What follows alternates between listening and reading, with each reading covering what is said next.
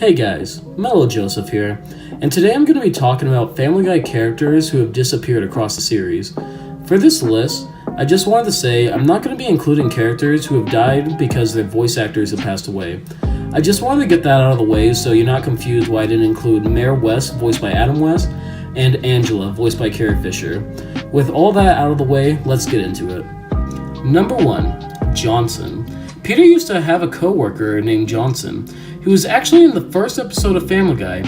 He used to work beside Peter at the Happy-Go-Lucky Toy Factory, and he was the one who made the G.I. Joe doll.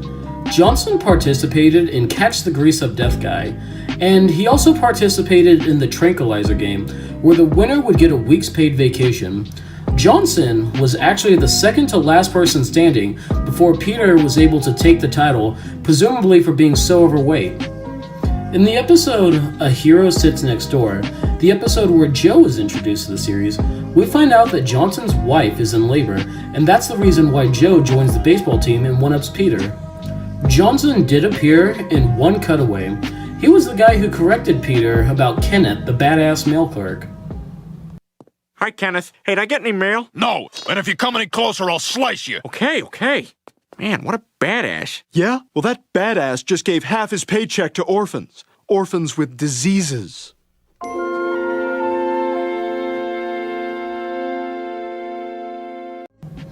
Johnson was last seen in Season 4, Episode 11, titled Peter Got Woods. This is the episode where James Woods was introduced, and you can see Johnson in front of Brian and his girlfriend Shauna, but he has never been seen again unless you count Season 10, Episode 5, titled Back to the Pilot, the episode where Brian and Stewie go back to the first episode of the series where he can be seen drinking with Peter on the couch. Number 2, Death. Death is as sporadic in real life as he is in Family Guy. Death didn't show up until Season 2, Episode 6, titled Death is a Bitch, where Peter has to take up the mantle of Death after he caused him to sprain his ankle. In most of the episodes Death is in, he is usually used to have Peter go through events in his life to teach Peter a moral lesson. When he's not teaching people a lesson though, he is typically used as a gag and has some of the funniest scenes in the show. I gotta go. I got tickets to Celine Dion. I'm not gonna kill her. I'm just gonna watch her die on her own. Anyone? Unfortunately, Death is a character we haven't seen in a very long time. His last appearance was in Season 12, Episode 13, titled Acts of God, where he took Peter in the game to go confront God about why the Patriots kept losing so many games. Me personally, this is a character I really hope we get to see return in future episodes. Number 3, Steve. Steve was introduced as a rival to Joe in Season 3, Episode 15, titled Willing and Disabled. In this episode, Peter convinces Joe to join the Special Olympics after losing his confidence for letting a thief get away. During the episode, Steve was always there to insult Joe and relish in his failure any chance he can get. Steve was also Brian's professor in the episode Brian Goes to College. Steve was a character who was obviously supposed to be a play on Stephen Hawking, as they're both professors and they both have motor neuron disease. Steve also appeared in the episode Brian the Bachelor, where he was a contestant for The Bachelorette alongside Quagmire and Brian. Steve's last appearance, though, was in Season 11, Episode 3, titled The Old Man in the Big C, where Steve can be seen streaking across the field at Fenway Park during a Boston Red Sox game. One thing to note, though, in his final appearance, is that Steve's hair has changed color. It went from black to brown. This is the last time we have seen him, and I'm honestly not sure if he's ever going to return. Number 4, Shelly Booth Bishop. Shelly was a minor reoccurring character in Family Guy. His first appearance was in the episode There's Something About Polly. This is the episode where Peter accidentally put a hit on Lois when talking to Big Fat Polly. In the episode, Shelly appears in a cutaway where Peter suggests moving to England because the worst thing they have there is drive-by arguments. We'll move to England, eh? Worst they got there is, drive-by arguments. I say, Jeremy, isn't that Reginald B. Stiffworth, the young upstart chap who's been touting the merits of a united European Commonwealth? Why, yes, I dare say that's the fellow. Oh, let's get him. Oh, Reginald! I disagree! He was also part of a cutaway in Season 4, Episode 1 titled North by Quahog, where he was part of the upper-class British porn gag. Shelly actually originates from Seth MacFarlane's Larry shorts that used to air on Cartoon Network's What a Cartoon. This is a little bit of speculation, but the opening scene to Season 4, Episode 1 was the infamous scene We've Been Cancelled. So, if I had to guess, I would think that when Family Guy was put back on the air, Seth MacFarlane wanted to include a character from his old work. Okay, so you might think this is where it ends, but this is all actually the calm before the storm. If you still don't remember who Shelly is, his most famous scene is in Season 6, Episode 12, titled Long John Peter, where Peter and his crew of pirates battle Shelly for his tobacco, sugarcane, and spices. After Peter wins the battle, Shelly's car falls into a lake, where Shelly salutes as he goes down with his ship. This is his last appearance, and it's unknown if he died or if he swam to safety. Number 5. Stacy Tucker. I gotta be honest, there's not too much to say about this character, but we did know about her existence long before she actually appeared. Stacy Tucker is the wife of Tom Tucker, and possibly the stepmother of Jake Tucker. Tom first mentioned her in Season 1, Episode 2, and then she was mentioned again by Tom in Season 2, Episode 4. Let's just say, both times that Tom mentioned her, it was with a lot of disdain. She didn't make her first appearance until Season 2, Episode 7, titled The King is Dead, where she can be seen very briefly, arguing with Tom in front of the crowd, as Diane looks over, seemingly sad for Jake. Going back again to Season 4, Episode 1, god damn, there was so much packed in that episode, we see Stacy make her first speaking role, where she tells Tom to go to hell. This is the last time we see her, but judging from Season 5, Episode 2, titled Mother Tucker, it seems that Tom got a divorce around the time Peter's mom got a divorce. Stacy Tucker is still missing from the show and has never been seen again. Number 6. Jim Kaalan. Jim Kaalan is a con man. He is always shown with a wide smile and takes any opportunity he can to make a quick buck.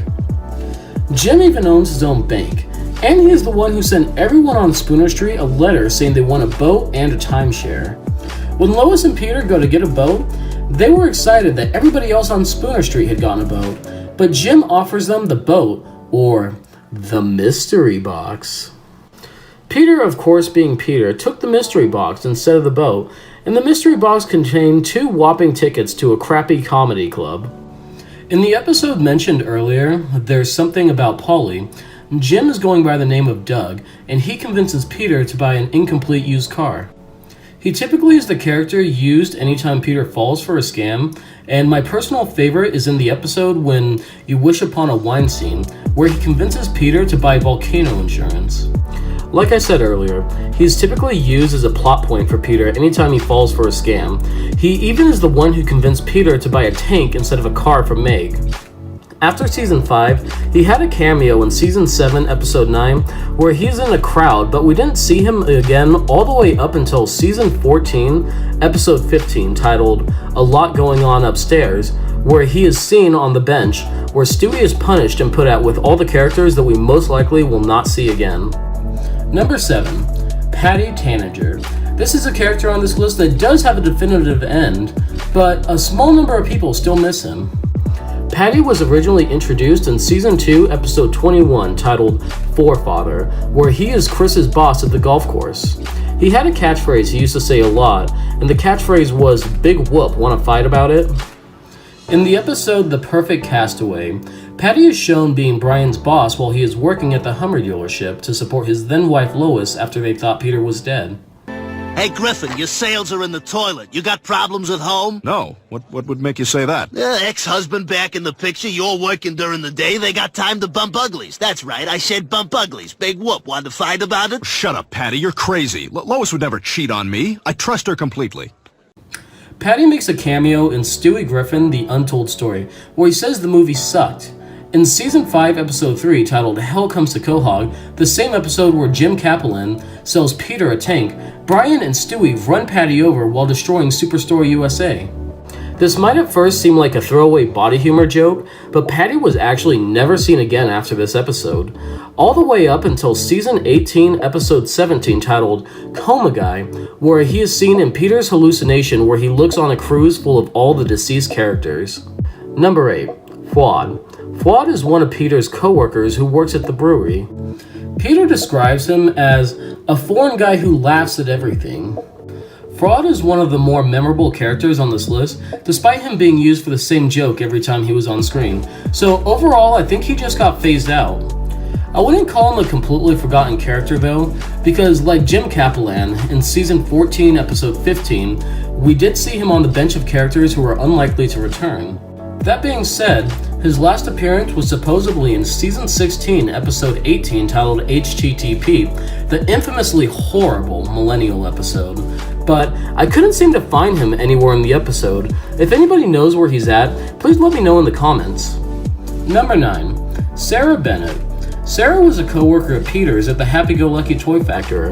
Her most famous scene was her being the one who got offended at Peter's sexual harassment joke and then threatened to sue the toy factory unless Peter went to sensitivity training. Other than this, Sarah can be seen standing in season 4, episode 28, in the Stewie Be Good segment of Stewie Griffin The Untold Story. Sarah can be seen standing in line as Peter gets the cut in front of everyone, and she gets offended because they were waiting first. This is her last known appearance, and she is probably off in the land of forgotten characters, never to be seen again. Number 10. Guillermo. Guillermo first appeared in season 1, episode 5, titled A Hero Sits Next Door. As we mentioned earlier, this was the episode where Joe was introduced. Guillermo was a man hired by Mr. Weed when Peter worked at the Happy-Go-Lucky Toy Factory, and he was the one brought in as the ringer to carry the company through the annual softball game. It's heavily implied in A Hero Sits Next Door that Guillermo is gay, and that Mr. Weed is sexually attracted to him. After his first appearance, he was shafted to background roles. An example would be in the episode where he is sitting in the audience of the talk show Diane. His last appearance was in the after party of Stewie Griffin The Untold Story, where he can be seen sitting at a table with Bruce, Jasper, and Ricardo. This shamelessly implies that all the gay characters were sitting at the same table.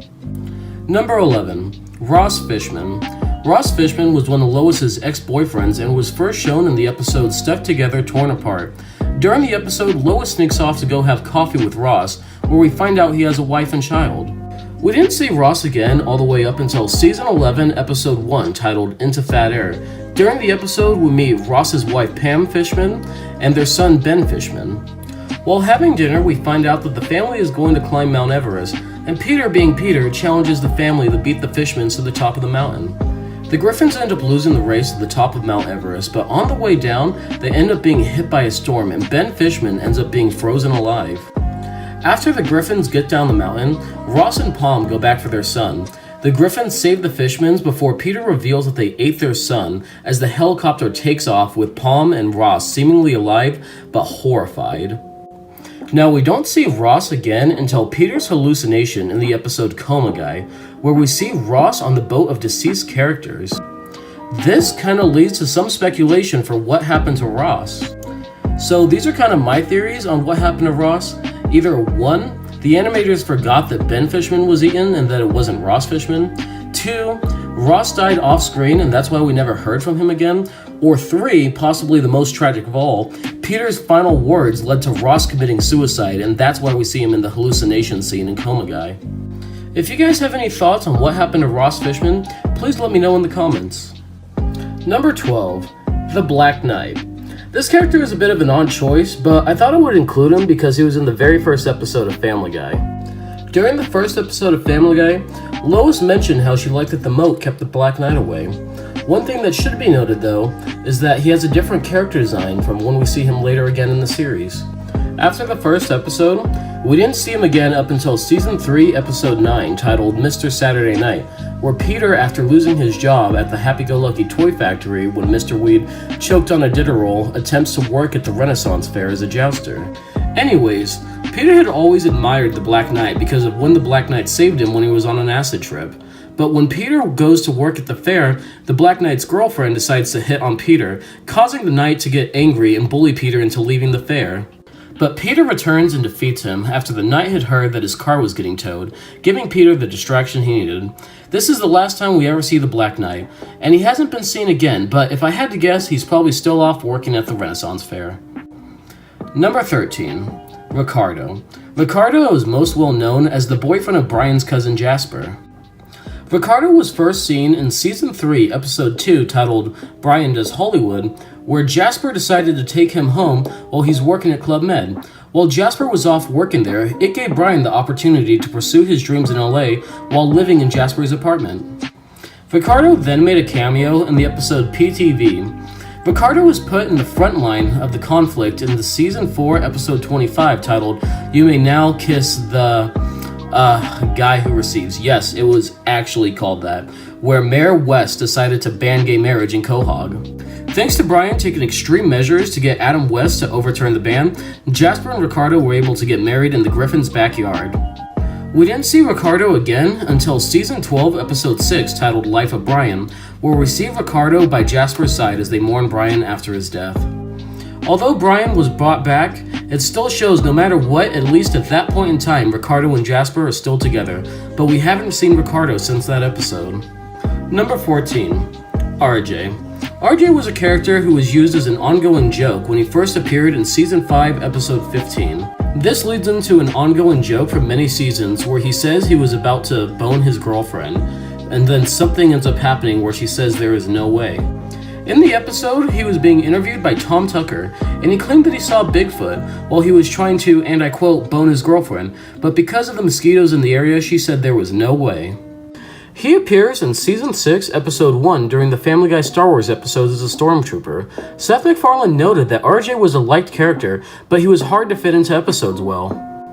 RJ's last appearance was in Season 16, Episode 4, titled Follow the Money, where we see RJ get down on one knee and propose to his girlfriend Janine, and she says yes because of his strong arm, but when his arm breaks immediately after, she says that there is no way. Fortunately for RJ, Janine is seen by his side with his arm wrapped in a cast at the end of the episode. That's surprisingly a happy note to leave a character on for Family Guy standards. Number 15. Buzz Killington. Buzz Killington was a classic Family Guy ongoing joke. One thing that shocked me though, while making this list, was finding out that Buzz Killington had only appeared in 3 episodes across the show's lifespan. In the episode Whistle While Your Wife Works, Buzz takes the joy away from Peter while he's drinking because he shows him ink blot drawing discussions. In the episode Believe It or Not, Joe's Walking on Air, Buzz is considered as Joe's replacement after Joe gets his legs back and leaves the group. This is the last time we see Buzz, but at the very least, he's a pretty memorable character. I've even heard him referenced in real life when you're drinking with your friends and somebody is being a buzzkill. Number 16. Gene Simmons. Gene was a character from the real-life band Kiss, implemented into Family Guy for some gags here and there. Usually the gags were involving his very long tongue. Gene's first appearance was in Season 3, Episode 16, titled A Very Special Family Guy Frickin' Christmas. In the episode, Kiss has to save Santa, and all Peter wants to do is watch the Christmas special, but Christmas responsibilities keep getting in the way. In Season 3, Episode 20, just 4 episodes after the Family Guy Christmas special, we find out that Gene was Lois's ex-boyfriend, and Peter was extremely happy to find this out because he is a massive Kiss fan. In Season 4, Episode 4, titled Don't Make Me Over, Gene is used for a gag about how long his tug is before Peter makes him roll it up. At the end of the episode, during the Saturday Night Live skit, you can actually see Gene waving goodbye to the crowd of people. Gene's final appearance is in Season 15, Episode 4, where he can be seen in the background of a photo in Lois's dressing room. This is a nod to their history together, but this is the last time, if it even counts, that Gene has been seen in the series. Number 17. Jillian. Jillian was a very prominent character in Family Guy. She was Brian's long-running girlfriend from Season 5, Episode 5, through Season 6, Episode 2. However, when she found out that Brian didn't want to move in with her, she broke up with him and continued to be her own character from that point onward. I actually find this a little bit unfortunate because she could have been the Family Guy equivalent to Jeff from American Dad. It would have been nice to see a long-running character outside of the Griffin's family join the family. After Brian and Jillian broke up, Jillian was mentioned a few times before she was brought back into the spotlight again in Season 7, Episode 14 titled We Love You, Conrad. In this episode, we meet her fiancé Derek, and Brian, with the help of Lauren Conrad, confesses his love to Jillian, but she kindly let him know it was too late. This was Jillian's last major appearance until she was featured in Season 9, Episode 1 titled And Then There Were Fewer, where her husband Derek was killed by Diane Simmons. I can't help but feel like maybe the Family Guy writing staff wanted to leave Jillian single and open-ended in case they ever wanted to have her and Brian try again. She also had a brief role in the episode Teagues for Two, where Quagmire dates her to get back at Brian for dating Cheryl Teagues. After this, she was last seen in Season 16, Episode 4 titled Follow the Money, where she works as a barista in a coffee shop. Number 18. Phineas and Barney. Phineas and Barney are characters who are typically used whenever there is an opportunity for a workout gag. They first appeared in Season 2, Episode 17, titled He's Too Sexy for His Fat. In this episode, Peter gets liposuction and becomes beautiful. In Stewie Griffin, The Untold Story, they can be seen getting arrested for having steroids. After they escape, though, they can be seen at the after party at the end of the movie. Their appearance has always been very sporadic. They weren't seen from Season 6 until Season 11, and then they weren't seen again until Season 14, Episode 15, titled A Lot Going On Upstairs, where they can be seen on the bench of characters that are unlikely to return, along with Jim Kaplan. However, they did reappear in Season 16, Episode 5, titled Three Directors, where they can be seen working at the Pawtucket Brewery, but we haven't seen them since that episode. Number 19. Tomic and Belgrade. These two characters are known as foreign guys who have been living in America long enough to almost sound American. They were first shown in Season 6, Episode 11, titled The Former Life of Brian, where they can be seen sitting at a coffee shop talking about what they did at a party. They weren't seen again until almost 2 seasons later in Season 8, Episode 11, titled Jerome is the New Black, where they auditioned to be the new friends in the group as Cleveland's replacement. From here, they stayed very consistent across the series, being in a total of 5 episodes in Season 8 and 3 episodes in Season 9. They also had a small part in Season 9, Episode 8, titled Road to Christmas, where they took part in the All I Really Want for Christmas This Year song. The last episode these two were seen on screen was the same episode as the character we mentioned earlier, RJ, in Season 16, Episode 4, titled Follow the Money, where Tomic and Belgrade can be seen riding a motorcycle together, but this is the last time we have ever seen them. Number 20. The Best for Last. Meg's friend Beth. Beth was a character who was friends with Meg, Patty, Ruth, and Esper, and they have been part of Family Guy regularly across the series. Well, Beth, what do you think? Does Mark find you attractive? I don't know. Well, have you asked him? Not exactly. All right, look, let's try some role-playing. I'll be Mark, and you ask me out to the box social, or whatever the devil it is you children are doing these days. In Season 2, Episode 12, titled 15 Minutes of Shame, Chris watches Beth as she sleeps, and it scares the crap out of her. Beth is mostly in the background, side by side with Meg's other friends, and her last appearance was in Season 6, Episode 7, titled Peter's Daughter, where Beth can be seen at Meg's bachelorette party. Now, I have 2 reasons why we don't see Beth anymore. The first and most likely reason is that the writers decided that Beth was too attractive to be part of Meg's friend group. When you look at all of Meg's friends, Beth really does stick out like a sore thumb. Now, an in-universe reason why Beth might have left is because something horrible involving Meg's family always happened when Beth was around. Seriously, Beth saw Chris watch her sleep, she saw Meg's grandpa get killed by Peter, she saw Peter strip in front of his own daughter and then remove her glasses with his butt cheeks. I just have a feeling, just a little feeling, that Beth was done with all the weird shit that happens at Meg's house. Number 21. The Nudest Family. If you watched the early episodes of Family Guy, you might remember the Nudest Family. The Nudest Family consisted of Dave Campbell, Jeff Campbell, and Dottie Campbell. The Nudest Family first appeared in Season 2, Episode 18, titled From Method to Madness. This episode would also go on to be the first time that Olivia was introduced. In the episode, Dave is found by Peter after he had drifted into the middle of the ocean while Peter was working briefly as a sailor. In the episode, Meg ends up having a crush on Dave and Dottie's son Jeff, but the Griffins aren't enthusiastic about the fact that Meg has taken a liking to him, because it was unknown to Peter when he had saved Jeff that the family were nudists. It's okay, Meg. I understand what's going on here. I'm gonna go. Oh, just step on these coasters on your way out. There we go. Yeah, don't step on the hot lava. The carpet is hot lava. I can't believe you guys! Meg, how could you bring that naked kid into our house? Pretty much, the episode revolves around the Griffins coming to an understanding of the Campbells, and after Peter and Lois make an effort to make Jeff feel more welcome in their home, Jeff thanks them before leaving. On a side note, this episode actually includes one of the funniest Herbert clips where he is perving out on Jeff. Holy moly, it must be my birthday. After this episode, Dave and Dottie make an appearance just 2 episodes later in Season 3, Episode 20, titled Road to Europe, where they are at the Kiss concert that Peter and Lois go to. Peter and Dave end up getting into an argument about who is a bigger Kiss fan, but it's clearly shown that they are equally as enthusiastic about Kiss as each other. The Campbells do briefly appear once again in the episode PTV during the FCC song. Now, a lot of people don't know this because it's DVD exclusive, but the Campbells end up making a cameo in Stewie Griffin, The Untold Story. I'm not gonna lie, I've considered making a video talking about the DVD version of Stewie Griffin, The Untold Story, because besides some re-uploads, most people don't know about the differences between it and the version we have seen on both TV and Hulu.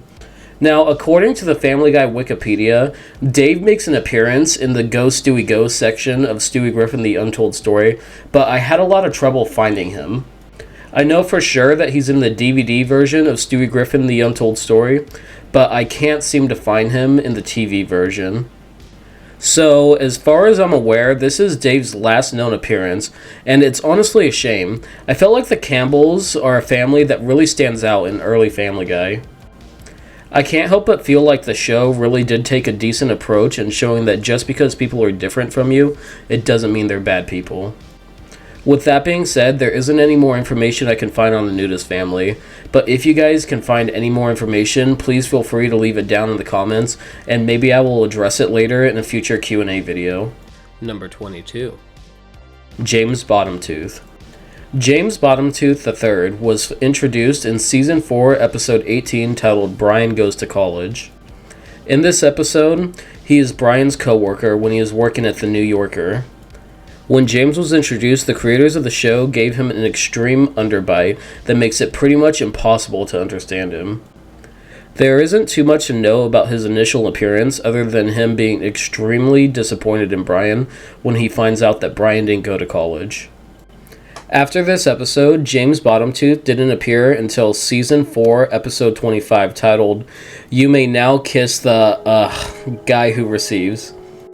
Also, I'm not kidding when I say the episode is actually titled that. Now, in this episode, James makes a quick cameo where he refuses to sign Brian's petition for gay marriage to be allowed in Quahog. Now, James Bottomtooth does have a son named James William Bottomtooth, but besides him being in Season 5, Episode 16, titled No Chris Left Behind, he hasn't been seen in any other episode. Now, after this, he makes a cameo in the episode The Juice is Loose, where he can be seen in the mob that wants to get OJ out of Quahog. After this, just 3 episodes later, James Bottomtooth again makes a cameo in Season 7, Episode 12, titled 420. During the Bag of Weed song, a bag of weed is seen falling into James's mouth. After this, James Bottomtooth's last known appearance is in Season 9, Episode 14, titled Teagues for Two, where he can be seen attending Quagmire's class on how to pick up chicks. Now, this is a little bit of speculation, but I think James Bottomtooth is just one of those characters who slowly got phased out, because when you consider all of his cameos where he really didn't do much, I think the writers just ran out of things to do with him. Number 23. Patrick Pewterschmidt. Patrick is Lois's long-lost older brother, and he was introduced in Season 4, Episode 17, titled The Fat Guy Strangler. In the episode, Lois's family portrait is broken, and when she unfolds it to look into the photo, she reveals a missing family member. Pretty much what ends up happening in the episode is Patrick walks in on his mother Barbara Pewterschmidt, also known as Babs, cheating on her husband Carter with Jackie Gleason. This event caused Patrick to have a mental breakdown and become mentally unstable, so as a result, Carter and Babs sent Patrick to an insane asylum. The place he is sent to is called Brookfield, and Patrick spent 30 years in there before Lois discovered this information and bailed him out. Now, while Patrick was living in Brookfield, he truly did end up going insane. He ended up having an imaginary wife, along with growing to have an absolute disdain for anybody overweight because the person he walked in on sleeping with his mother was overweight. On a side note, Patrick's invisible wife ended up being used on one of my favorite Family Guy jokes across the show because the banter between Brian and Stewie is absolutely hilarious. Bye, honey. Hey, Brian. Marion just called you an alcoholic. Oh, yeah? Marion just called you a homo. Wait a second. I'll be right back. Hey, Brian, what if I put this cucumber right here? Just put the cucumber right there. Do you think Patrick would be angry? I don't know, man. It's his wife. You don't think he'd be ticked off if I put this, just put that right there? Just right in that spot, right there on the couch? Hey, Marion's giving you a thumbs up. You know what we should do? We should let it sit here for a couple of weeks and see if it pickles. If after 3 weeks it pickles, then she's real, and we both have to buy Patrick a steak.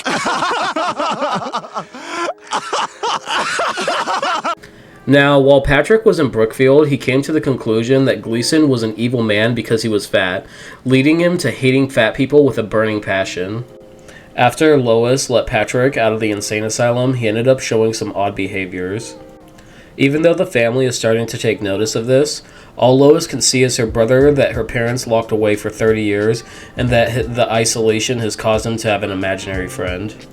Anyways, during Patrick's release, he ends up becoming a serial killer, and the serial killer becomes known as the Fat Guy Strangler. The episode ends with Patrick trying to kill Peter, and during the confrontation, Brian has a rock, but instead of throwing it at Patrick, he throws it at Peter and says it's because of when he rolled up the windows when he tried to get into the General Lee. Now, a lot of people didn't get this, but this joke is actually a throwback to Season 3, Episode 12, titled To Love and Die Dixie.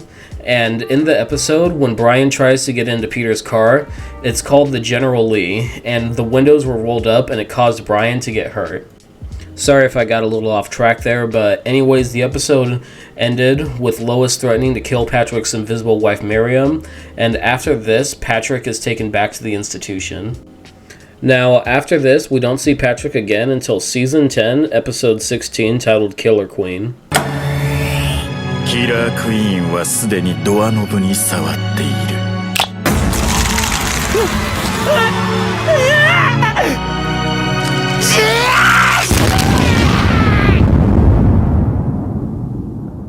I know, I reused that joke, but I'm sorry, I'll take a JoJo's reference whenever I can. So, pretty much in the episode, Patrick is accused of being the Fat Guy Strangler, but it turns out to not be him. The person who was going around strangling was actually a person named Yamamoto, who Chris managed to beat in an eating competition. In the episode, Patrick actually ended up helping the investigation by giving the police an insight into the mind of a Fat Guy Strangler.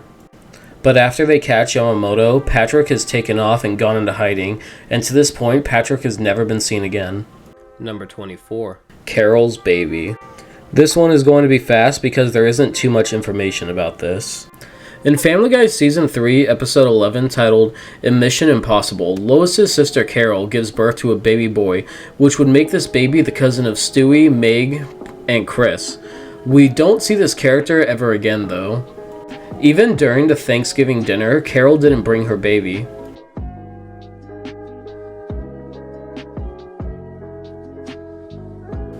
Now, we do know that Lois's sister Carol is mentally unstable and that she has had 9 ex-husbands, and maybe one of her ex-husbands won custody in the court battle, and that's why we've never seen her son again.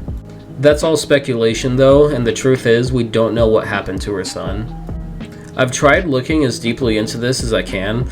I even went as far as going back to Reddit posts from 8 years ago, but as far as I can find, I don't think there's any more information on this character. Number 25. Holden Coffield, also known as the Phony Guy. Holden was the main character in the book The Catcher in the Rye, and in Family Guy he ended up becoming known as the Phony Guy. He was first introduced in Season 3, Episode 8, titled The Kiss Scene Around the World. In this episode, Peter is pretending to play a piano, and Holden is very impressed up until he finds out that Peter can't actually play the piano. Once Holden finds out Peter is pretending to play the piano, Holden freaks out and starts calling Peter a phony.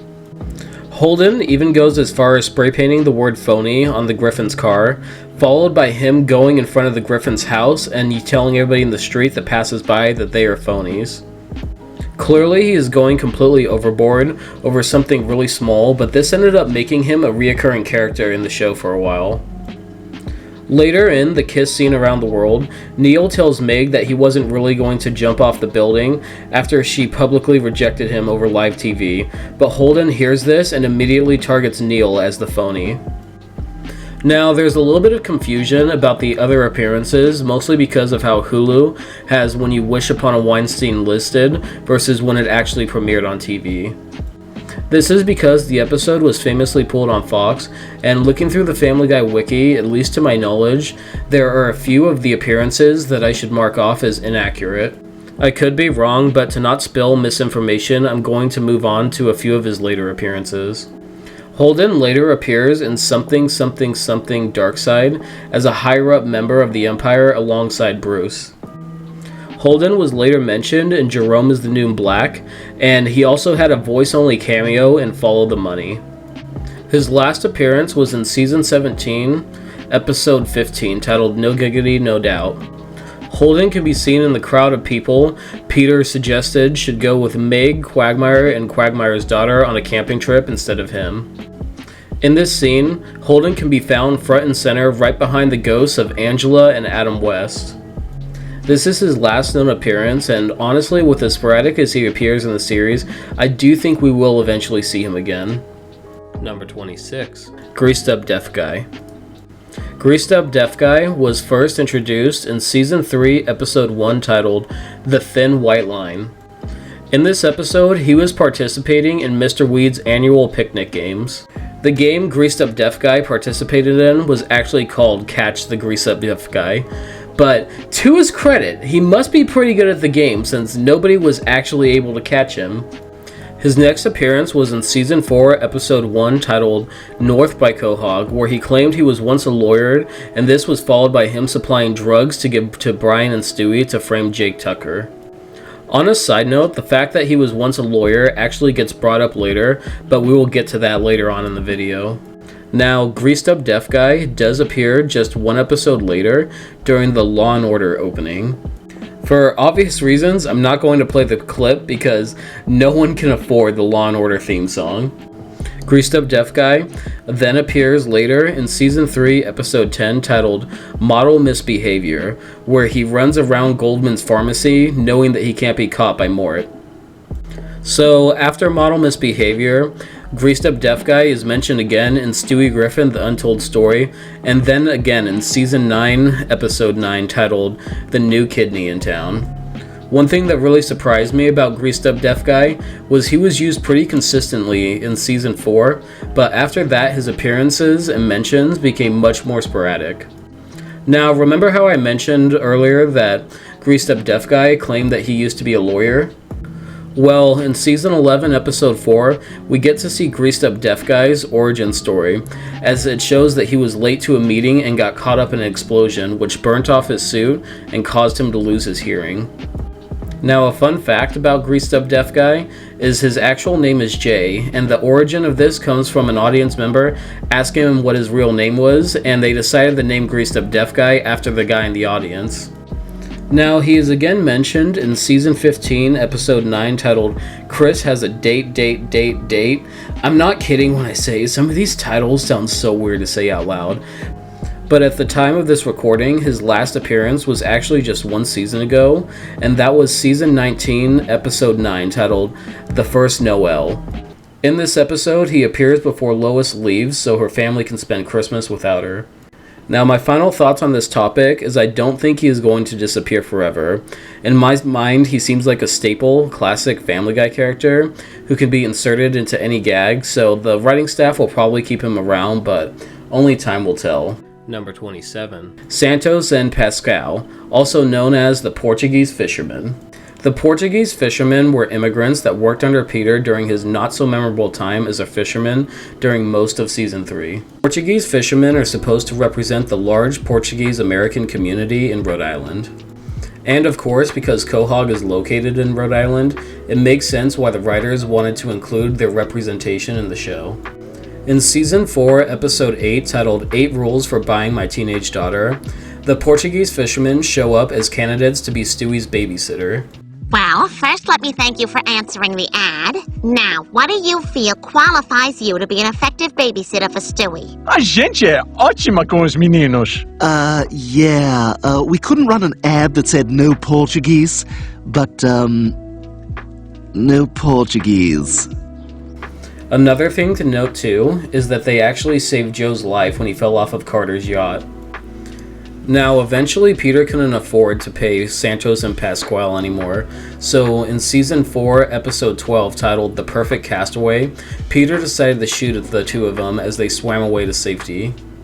Now, moving to the final two times these characters were mentioned, it is in Season 10, Episode 3, titled Screams of Silence. You going fishing again? Yes, Lois, I love fishing. Remember fishing was my not-at-all memorable job for 2 years? No. You don't remember my fishing boat? You don't remember Santos and Pascal? Not even a little. They were like male consuelas. It was a mistake making them Portuguese, though. People don't even know what a Portuguese is. That's what I thought a Portuguese was. Me and my brain, huh? And we're just getting started. Honestly, from this conversation, it seems like they're not going to do anything more with these two characters, and I doubt we'll see them again, except maybe in background roles. Number 28. Chris's classmate Barbara. Barbara was one of Chris's classmates, and in the early seasons of Family Guy, Chris had a bit of a crush on her. One of Barbara's notable appearances is in Season 3, Episode 9, titled Mr. Saturday Night. After the class is uninterested in Peter's job at the Happy-Go-Lucky Toy Factory, Barbara is the one who suggests that they listen to the claim suggestion instead. Oh, yeah! Thank you, Mr. Goldman. And our final speaker is Mr. Peter Griffin. Hey, kids! Hey, you know what I do? I work in a toy factory. And you know what I do there? I bet you're just one of those low-level assembly line guys who stand there all day screwing heads on dolls. Ooh, is it on straight? I don't know. Boo! Why, you little snot-nose... Mr. Griffin! He plays kickball in the park after school. Get him there. So does anyone have any questions for Mr. Griffin? Yeah, can we listen to the claims adjuster again? Now, after this, we saw Barbara again just 3 episodes later in Season 3, Episode 12, titled To Live and Die Dixie. In this episode, Chris ends up buying her a bottle of perfume, and she thinks it is very thoughtful and sweet, but then Chris proceeds to spray it into her eyes, causing her extreme pain. In this episode, Barbara is used as a plot point to show that Chris is very bad at talking to women, and it helps set up the narrative for him meeting Sam, and everything goes well until Chris finds out that Sam is actually a girl. Chris ends up learning to talk to women a lot better after his interactions with Sam, but this isn't the last time we see Barbara. So later on in one of my favorite episodes, Season 6, Episode 12, titled Long John Peter, Chris ends up falling for a girl named Anna, and the two of them really hit it off. Of course, this is until Peter gives Chris terrible advice, where he tells Chris to treat Anna like crap. After Chris follows Peter's terrible advice, Anna ends up dumping him. Now, after this, Peter tries to find Chris a new girlfriend, and in the process of doing so, he sets Chris up on some blind dates, and one of the girls that he ends up going on a date with is Barbara. Chris, this is Barbara, the girl from your class you used to have a crush on. Now you kids enjoy yourselves and I'll create some atmosphere. This is a favorite by Men at Work. Get a bird in your head up and up. Get a bird up and up. Look at me with a brand new Hyundai. Now, after this, we don't see her again, but a fun fact that I thought I would bring up is she is voiced by Seth MacFarlane's sister, Rachel MacFarlane. When it comes to Barbara, I think she is a forgotten character and a relic of old Family Guy, and I doubt we'll ever see her again. Number 29. Jake Tucker. Jake Tucker is the son of Tom Tucker and his wife Stacy Tucker. Jake Tucker's most notable feature is the fact that his face is upside down, and he tends to be a bit of a brat, mostly because of his parents' neglect. When Jake was in middle school, he ended up getting Chris in trouble for bringing alcohol to the middle school dance. Later in the episode, Brian and Stewie end up planting drugs in Jake's locker after Tom Tucker refuses to believe that his son was the one who brought alcohol to the school dance. Now, I'm kind of skipping through Jake a little quickly because he usually just has cameo roles, but his next notable role was in Season 4, Episode 8, titled 8 Rules About Buying My Teenage Daughter. In the episode, Meg is jealous that Neil has a new girlfriend, so she attempts to use Jake to make him jealous. After this, his next notable appearance was in Season 5, Episode 2, titled Mother Tucker, where Tom ends up dating Peter's mother, and Peter becomes attached to Tom.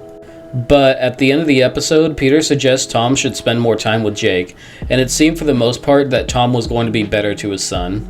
I guess I've learned a little something about what it means to be a good dad. Hey, Dad, do you want to play baseball? Oh my God, could you leave me alone? You are the neediest kid! Now, his next notable appearance that isn't a cameo is at the end of Season 8, Episode 5, titled Hannah Banana. In this episode, the evil monkey that lives in Chris's closet moves on to help another kid through his tough time, and the kid he chooses is actually Jake. Now, Evil Monkey was actually an early Family Guy character I really enjoyed, and I'm glad he got a definitive ending for his character. But I wish we would maybe see him walking around with Jake, or maybe a joke about him doing the evil pointing thing towards Jake. I just kind of wish we would get a couple scenes of that. After this, his last appearance was in Season 14, Episode 11, titled The Peanut Butter Kid. In this episode, Jake can be seen auditioning to be the Peanut Butter Kid, but this is before Stewie is chosen for the role. Now, there is something I found interesting that I want to bring up about Jake while making this video. Jake was in every single season from Season 1 through Season 8. He had 1 appearance in Season 1 and 2 appearances in Season 2, along with 3 appearances in Season 3 and 2 appearances in Season 4, then followed by 3 appearances in Season 5, then just 1 in Season 6, and then also just 1 in Season 7. After this, Jake had 2 appearances in Season 8, but of course, one of those appearances was in Stewie Griffin: The Untold Story. One thing about all this, I just find it strange how we didn't see Jake again for 6 seasons, and it's been another 6 seasons since we have seen him. Honestly though, I don't think Jake is going to be gone forever because of his extension through Tom Tucker, because Tom Tucker is a very prominent character in the show, and I just think the writers haven't found a gag that works for Jake. Like I said though, next time we do see Jake, I hope they incorporate the evil monkey with him. I think the two of them could actually have a pretty good dynamic, but with that being said, moving on to the final one. Number 30. Brian's son Dylan. Dylan was introduced in Season 6, Episode 11, titled The Former Life of Brian. In the episode, after Brian's dating life is going terrible, Brian remembers a girl that he actually really liked, but he was a jerk to her when they were younger. The girl Brian remembers is named Tracy Flanagan, and when Brian goes to see her, he is not only disgusted by her, but the situation she's living in. The show makes it pretty clear that Tracy is oblivious to how bad the situation is, because when Brian says she looks different, all she says is, "Yeah, haircut." Brian ends up trying to get out of the situation as fast as he can, but Tracy stops him, and she introduces him to his son Dylan. So Brian ends up going back to the house, and he tells Peter and Lois about the situation and how he couldn't get out of there fast enough. What follows then is Tracy dropping off Dylan at the Griffin's house. At first, when Dylan is living with them, Dylan and Brian aren't really getting along, and Dylan is being extremely disrespectful to the Griffins. This even goes as far as when Dylan was introduced to Chris, the first thing Dylan does is beat the crap out of the evil monkey. Brian eventually decides that Dylan has to go, but after a bag of weed is dropped and they both go for it, the two of them end up smoking it together and bonding, realizing that they had more in common than they realized, and they make the best out of a bad situation. From this point on, Brian became very overprotective over his son Dylan and had a change of heart. He got him a new haircut and cleaned up his wardrobe. What follows is Peter eventually ends up getting tired of Brian's overprotectiveness of Dylan. After this, Peter decided to convince Tracy to take Dylan back, and Brian doesn't want him to go, but Dylan wants to spread the positive influence Brian has made in his life and see if he can fix his mother's life. Now, later in Season 8, Episode 7, titled Jerome is the New Black, when Quagmire was ranting to Brian about how much he hates him, one of the things he throws in there is, "Oh, and how is that son you never see?" Now, something I've discovered that I haven't heard anyone notice or talk about is that Dylan didn't show up at Brian's funeral in Season 12, Episode 6, titled Life of Brian, so the bad blood and neglect between the two of them might run deeper than surface level. And this leads into Dylan's return in Season 12, Episode 11, titled Brian's a Bad Father, where Dylan returns after Brian finds out that Dylan is in a show called Disney Presents Bloopers. So, in the episode, Brian is hesitant about seeing his son Dylan, but as soon as he heard that Dylan was on the Disney Channel, he wanted to get back into his life to further his own career. Now, it should be noted that this is largely considered one of the worst episodes in the series by a lot of people, and I'm not going to touch too much on that because I'm going to save that for my worst Family Guy episodes list, so stay tuned for that. Brian in the episode ends up trying to weave his own influences into the show by having Dylan say lines that aren't in the script, and it almost gets Dylan in trouble along with getting Brian kicked out of the studio. Brian and Dylan end up making up at the end of the episode, but there is clearly still some bad blood between the two of them. We know this because later in Season 18, Episode 2, titled Brida, Brian tries giving Ida parenting advice, and when she asks how his son is doing, Brian quickly says we don't talk and avoids getting into the conversation. Later on in Season 19, Episode 11, titled Boy's Best Friend, when Brian ends up befriending a boy named Kyle, he admits he wants to do things right with Kyle because of his failure as a father to Dylan. So, did Brian accomplish this? Well... How you doing, champ? Okay, Cliff and I should be back by midnight. I left money for you two to order a pizza. Sounds perfect.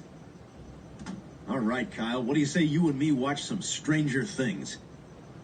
Brian made Kyle bread and butter and kept the pizza money.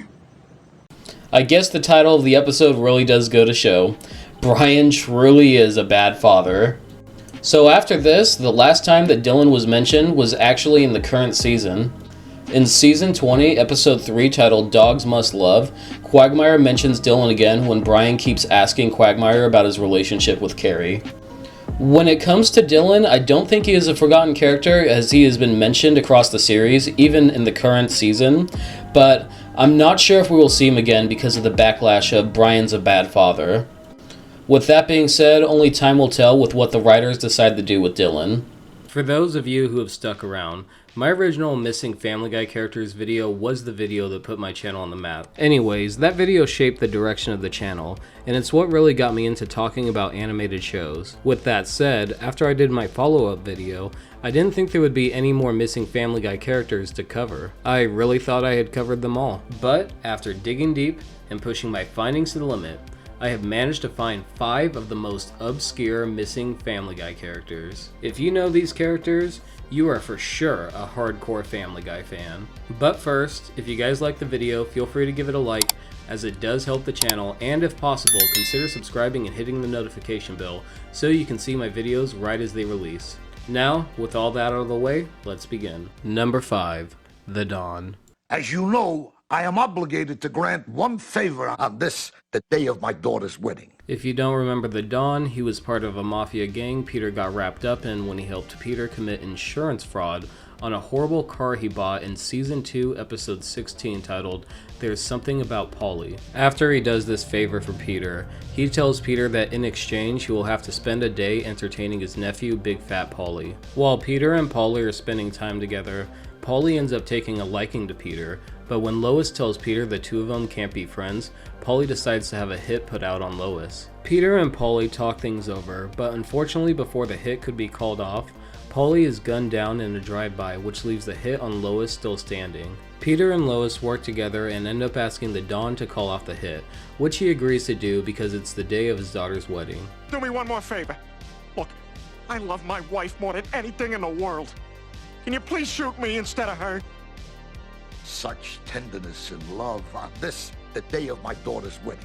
Why don't I just call off the hit? This is a phrase he constantly uses, and it's what his character would be most well known for. Also, a fun fact about the Don is that his character is a parody of Vito from The Godfather. Now, something interesting I found that isn't even documented on the Family Guy Wikipedia is that you can see the Don for a few frames in Season 2, Episode 7, titled The King is Dead. 2 minutes, everybody. 2 minutes. Full house. This shows he was a character who appeared more than once, but he isn't featured until Season 2, Episode 14. Now, unfortunately, after his Season 2 episode, he doesn't appear again, and Family Guy would eventually go off to have a whole host of different Don characters in Season 19, Episode 5, but the original Don was nowhere to be seen. Unfortunately, this character seems to be lost to time, but if I manage to spot him in an undocumented background appearance, maybe he did appear in the background of more episodes, so let me know if you spot him again. Number 4, Sarah Bennett. Sarah is quite possibly the most obscure named character the series forgot about. Sarah Bennett only had 2 appearances across the series. Sarah Bennett was a background character that worked at the Happy-Go-Lucky Toy Factory, where she would be remembered as the woman who got offended by Peter's sexist joke in the episode I Am Peter, Hear Me Roar. Are you telling jokes? I love jokes. Oh, all right, then you'll love this one. Okay. Why do women have boobs?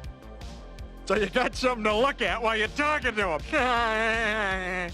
In the episode Stewie Griffin The Untold Story, Sarah Bennett makes her final appearance, where she is the one who gets offended by Peter cutting in line. Oh my god, it's you!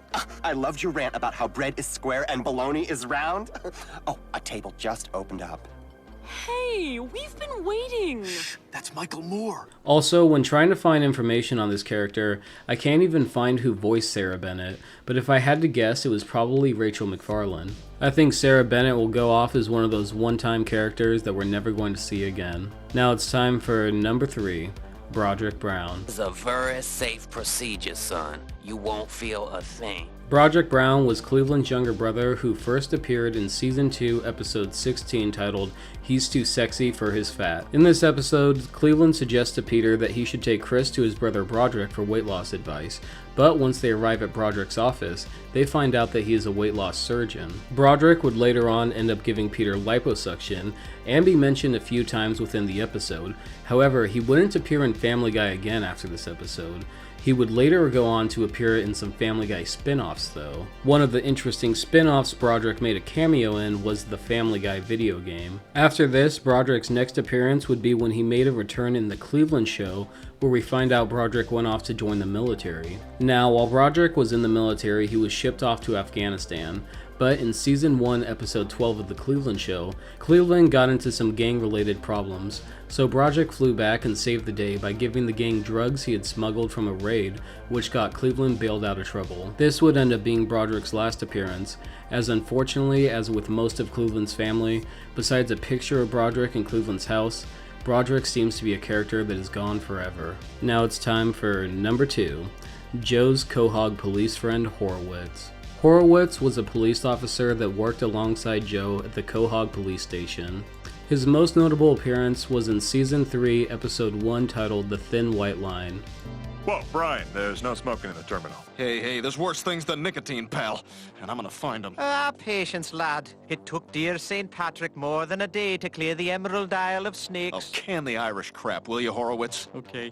In this episode, Horowitz pretends to have an Irish accent, and it's surprisingly good. However, Brian isn't in the mood for it because he's having a short temper due to his drug addiction. Horowitz and Joe end up stopping Brian from wrongfully searching through somebody's luggage, but then Brian tells Horowitz to show Joe his impression of him. Batch. Fine! By the way, Horowitz, you should show Joe your impression of him. Oh, well, no, he's not as good as, my Irish cop. It's just a little thing I... Look at me, I'm Joe. My legs don't work, but I make up for it by having a very strong upper body. Well, I do say that. This is without a doubt Horwitz's most memorable scene. After this, Horwitz would then go off to appear in the episode To Love and Die in Dixie. In this episode, he was the cop that was available while Chris pointed out who the mass media murderer was. His final cameo was in Season 8, Episode 12, titled The Extra Large Medium, where the writers surprisingly had him making a cameo as a background character, but unfortunately we haven't seen Horwitz since this episode, leaving us to wonder what happened to him. Number 1. Dr. Bruce Kaplan. This is probably the most important missing Family Guy character. Dr. Kaplan's first appearance was in Season 2, Episode 4, titled Brian in Love. In this episode, Brian was having a problem where he couldn't stop himself from urinating on the carpet, and after an embarrassing accident at the Stop and Shop, Brian goes to Dr. Kaplan for therapy. During Brian's first therapy session, it doesn't take long for him to open up to Dr. Kaplan. After some therapy sessions, later on, Dr. Kaplan helps Brian come to the conclusion that the reason why Brian was urinating is because he is in love with Lois. Look, I love Lois, but I'm not in love with her. Mm-hmm. Who are you trying to convince, Brian? Me or you? Oh, Brian, what a mess.